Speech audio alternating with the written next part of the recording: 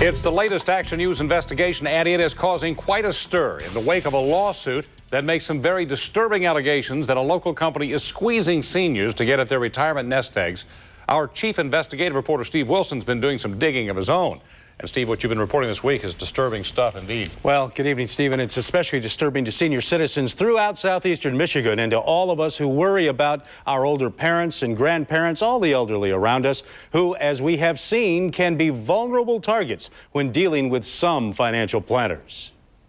You have 100% of your money at risk. Like several other agents of Warren-based Financial Services of America that we've been watching do business across Metro Detroit, Executive Vice President Mark Vorostic has no clue we're just down the hall. We're listening and recording the output of several cameras we've hidden in the house. 14% is in cash, but that's not considered safe. As often happens with this company, he wants her to sell all her stocks and mutual funds and buy what FSA so frequently sells, an annuity. It's a safe, long-term, guaranteed savings account offered by an insurance company for which he is an agent. And annuities are not always a bad choice, even for seniors. But to make the sale of the annuities FSA is pushing, we've seen how he and others from the company frequently fudge the truth and hold back other information seniors need to make a sound decision. It's the same kind of improper or outright illegal behavior this 92-year-old couple has alleged in a lawsuit claiming FSA swindled them into making a bad decision with their retirement nest egg. So aren't you normally the person of bad news? FSA Chief Richard David James was happy to schedule an interview with Channel 7 until he saw I would be asking the questions. I don't make you nervous, do I? Of course you do. Make a copy. Hold on. Give me a copy of those questions. No, surely he knows no reputable news organization does that, not even for the president. So the interview is over before it starts. James, said to be a high school dropout who hopes his companies may rake in $500 million this year, mostly on sales to seniors, he won't discuss all we've discovered about him and how his company treats seniors. Why do they do it? For James, the profits help pay for a very nice house out here in the village of Highland. Well, earlier this month, Action News was watching as his top salespeople were living large on vacation together at this resort in Cabo San Lucas, Mexico. It's a big reward for those who have done the best convincing senior citizens here in Southeast Michigan to do business with FSA. What kind of references do you have? And just how is it with a big lawsuit pending and so many allegations of misconduct on file with the state? Just how do they get seniors to trust them and sign up for what they're selling? Well, on every visit we monitored, they boosted their own credibility by being on another television station's list of local experts. You got to know you're dealing with a Channel 4 doesn't make anybody their experts without doing their homework.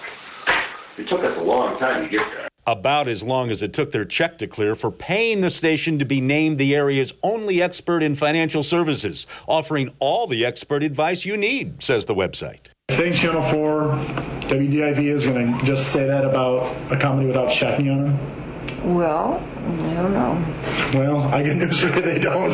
And just so nobody's skeptical, in every visit we monitored, an FSA salesman pulled out this impressive-looking letter that congratulates Richard James and his company of experts. As you know, it reads, WDIV researches its local experts carefully to make certain all of them meet the very high standards we have set for the program. But the salesman who wrote it says the careful research did not extend beyond asking around inside the TV station, and the station manager confirms the list of experts is basically nothing more than paid advertising. And as a result of our investigation, he's now asked FSA to stop using the letter as an endorsement. A thorough check would have revealed several serious complaints to the state, which might have sparked a thorough investigation, but apparently didn't. FSA is represented by a powerful and well-connected law firm, the one that went to bat for FSA associate Harold McDonald when he was turned down for a state license. A Dykema-Gossett lawyer wrote this email that lobbied the state to help find creative alternatives to the outright denial of McDonald's application. The state refused, and the law firm now says he didn't really need that license anyway. Well, tonight there's evidence the problem we've been investigating here is happening to seniors throughout America, as documented by the Chicago Tribune and on the front page of the Los Angeles Times recently. I think that sometimes people get greedy, and I think when it comes to our seniors, people can take advantage of seniors, and I think that sometimes they tell seniors what they want to hear as opposed to what they should hear. Respected financial advisor Rick Bloom reviewed the advice FSA gave to our seniors and says it may well provide those salesmen with big commissions, but generally it doesn't well serve seniors. When someone potentially invests $300,000 in one annuity product, you're talking about $30,000 potential dollars in commissions, and also other incentives like the free trips. And that's where I find where there's a conflict of interest.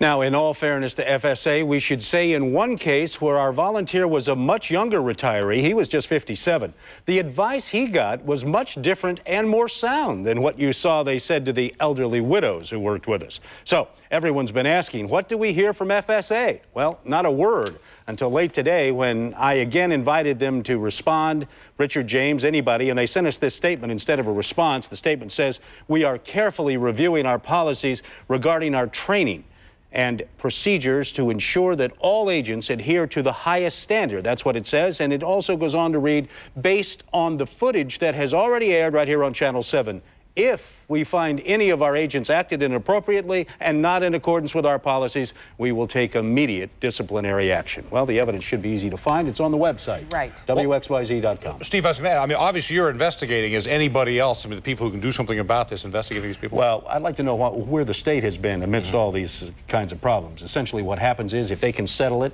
it's like, you get caught with your hand in the cookie jar, give the cookie back, the state backs off. And that's apparently what's been going on here. All right, Steve Wilson, another great investigation. Thank you. Thank you, Steve.